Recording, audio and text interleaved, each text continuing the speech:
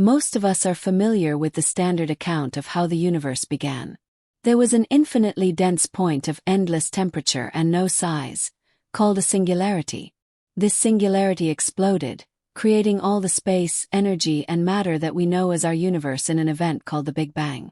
Between 1, 0, minus 36, minus 36 seconds and 1, 0, minus 32, minus 32 seconds, space expanded exponentially, growing enormously in size.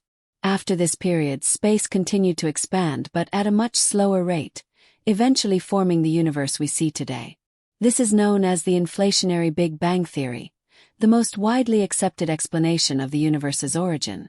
However, some physicists argue that this theory doesn't accurately explain the universe's development.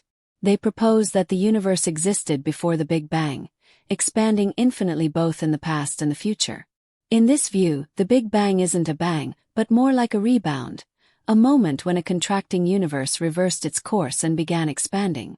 According to this theory, the universe could continue to bounce, with a current expansion followed by a future collapse and another rebound. Some physicists even suggest that these bounces could continue indefinitely. This contradicts the commonly held belief that everything began with a Big Bang. What is worth noting here is that this isn't the only theory challenging the standard cosmological model. Renowned physicist Brian Cox also questions the Big Bang theory, asserting that something cannot emerge from nothing. Adding complexity to this debate, the James Webb Space Telescope has made numerous surprising discoveries that challenge the idea that the Big Bang marked the beginning of the universe. These findings raise the question: if the Big Bang wasn't the universe's origin, then what was it? Could the universe have started with a boundary, or was there something else entirely? The idea that the universe had a beginning, or a day without a yesterday, traces back to Georges Lemaitre in 1927. While it's still an open question whether the universe had a definite start, this era of cosmology is increasingly disconnected from the hot Big Bang that defined our early universe. Despite many laypeople and even some experts clinging to the idea that the Big Bang marks the true beginning, that definition is outdated. Today we know that the Big Bang wasn't the birth of existence as we understand it. In fact, there's significant evidence pointing to a non-single origin for our universe. Instead of an initial state of infinite temperature, the universe is best described by an inflationary period that occurred before the Big Bang. The Big Bang, then, represents the aftermath of what happened at the end of this expansion. During inflation, the universe was completely empty. There were no particles, no photons, just empty space itself. This void space contained an enormous amount of energy, with small fluctuations in energy occurring over time. As the universe inflated, growing at an incredibly rapid rate, these fluctuations were stretched to larger scales, while new, small-scale changes occurred.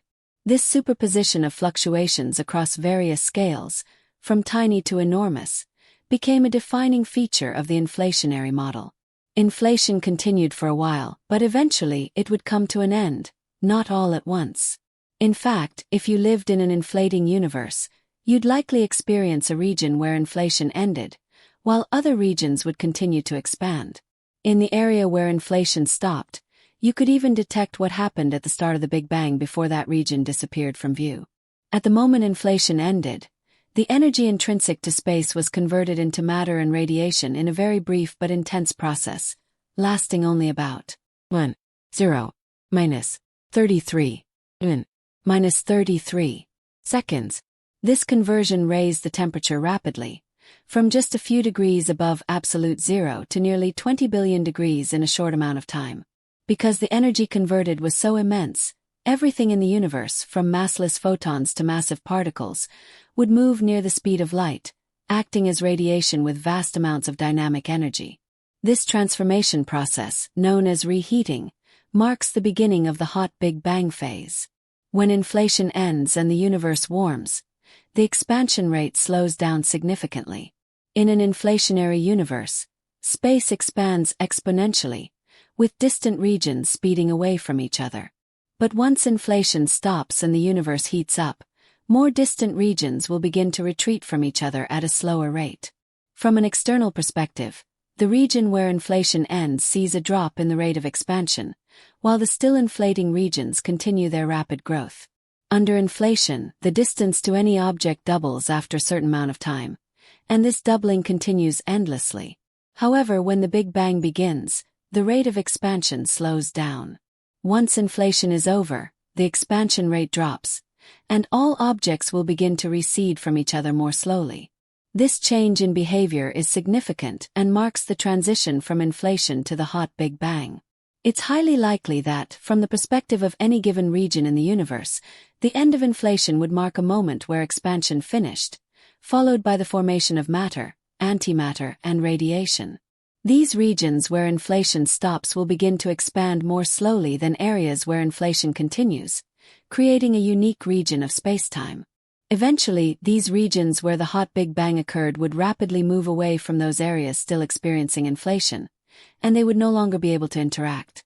In the standard inflationary model, the transition from inflation to the Big Bang is critical. Regions where inflation ends will fill with matter and energy, and these regions will slow down as inflation continues elsewhere. The universe's ultimate expansion will depend on the energy intrinsic to space, and this energy will gradually convert into particles and radiation, initiating the hot Big Bang. The process of reheating marks the beginning of the universe as we know it today. In the early universe, overdense regions transformed into underdense ones, and these fluctuations eventually became the seeds for the large-scale structure we observe today. However, these density fluctuations are not directly observable in their original form from the time of the Big Bang. The earliest information we have comes from 380,000 years after the Big Bang, after the universe had undergone countless interactions. Even so, we can extrapolate backward to reconstruct the density fluctuations and find them consistent with the narrative of cosmic inflation. The temperature fluctuations imprinted on the universe's first image, the cosmic microwave background (CMB), serve as evidence for the Big Bang. Yet, there are several anomalies between the cosmic microwave background and our current cosmological model, highlighting gaps in our understanding. These anomalies can be summarized in 4 main points. First, on very large scales, the universe behaves differently from what we expect. Second, light from the CMB is lensed by matter between us and the background, distorting the light's intensity in a way that doesn't match our models. Third, there are temperature differences between the 2 hemispheres of the CMB sky, which is puzzling because we expect the universe to have started in a uniform state. Lastly, there is a discrepancy in the measurement of the Hubble constant, the rate of the universe's expansion, when calculated from the CMB compared to measurements from nearby stars. Together, these anomalies suggest that we are missing a key piece of the puzzle in our understanding of the universe. One potential solution could lie in loop quantum cosmology, LQC, which emerges from loop quantum gravity, LQG. LQG posits that spacetime is made up of tiny, discrete units called quanta, which together form the fabric of spacetime. In this model, there is a smallest possible scale for space itself, on the order of 10 to the power of -35 meters. This suggests that the Big Bang could not have originated in a universe with traditional quantum cosmology because spacetime could not have reached the infinitesimally small, infinitely dense point often envisioned in classical Big Bang theory. Instead, LQC proposes that the universe avoids singularities by undergoing cycles of expansion and contraction. This cyclical model of the universe, suggesting an eternal cycle of cosmic bounces, shares some similarities with ancient Hindu cosmology, which also envisions the universe undergoing repeated cycles of expansion and contraction. However, there's a problem with this. According to the second law of thermodynamics, each contraction would increase entropy, or disorder, leading to a gradual loss of usable energy. After an infinite number of cycles, there would be no energy left to sustain a universe. Despite this issue, the concept of the cosmic bounce remains influential and illustrates the power of loop quantum cosmology. Whether the universe had a definite beginning or has existed eternally is still a contentious issue in cosmology, shaped by ongoing discoveries and theoretical advancements. LQC offers a fundamental shift in our understanding of cosmology, especially regarding the origin and evolution of the universe. At the core of LQC is the idea of quantum geometry, which proposes that spacetime has a granular structure at incredibly small scales, around 10 to the power of -35 meters. This granularity prevents the formation of singularities, such as the infinitely dense point posited in traditional Big Bang theory. Rather than a singularity, LQC suggests a bounce at the beginning of the universe, where the universe underwent a period of contraction before reversing and beginning to expand again. The idea of a cosmic bounce addresses some of the philosophical and mathematical challenges in cosmology, such as the beginning of the universe and the nature of time. According to LQC, time could extend beyond the bounce, suggesting that the universe might have existed in some form before our current phase of expansion. This challenges the idea of a singular beginning and opens the door to a cyclic model of the universe, where expansion and contraction repeat indefinitely. One of the key features of LQC is its ability to predict observable anomalies that differ from conventional cosmological expectations. For example, LQC provides insights into the early universe's behavior, which might explain anomalies in the cosmic microwave background, such as unexpected temperature variations or imbalances. These predictions offer testable hypotheses that could reconcile discrepancies between theoretical models and observational data, offering a new framework for understanding the universe's origin and evolution. In addition to its cosmological implications, LQC intersects with quantum gravity, a theoretical framework aimed at unifying general relativity and quantum mechanics. Unlike classical general relativity, which breaks down at singularities, LQC introduces quantum corrections that smooth out the fabric of spacetime under extreme conditions. This quantum smoothing not only resolves the mathematical infinities of conventional models but also suggests an entirely different story of the universe's history, one where it emerges from a quantum system rather than a classical singularity.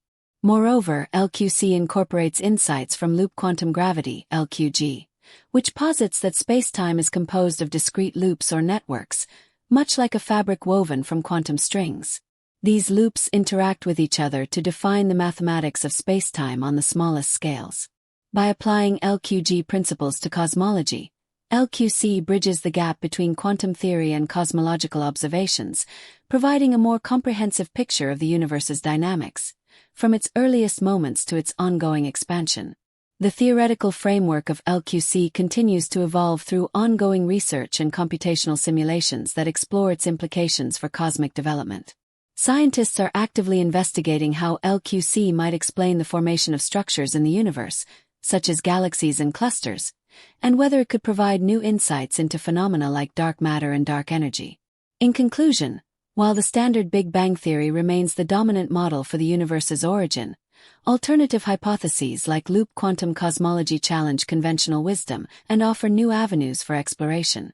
By integrating quantum principles with cosmological phenomena, LQC provides a fresh perspective on cosmic history and the fundamental nature of spacetime. Future observations and experiments, including advancements in astrophysical instrumentation and theoretical developments in quantum gravity, will continue to shape our understanding of the universe's beginnings and its ultimate fate.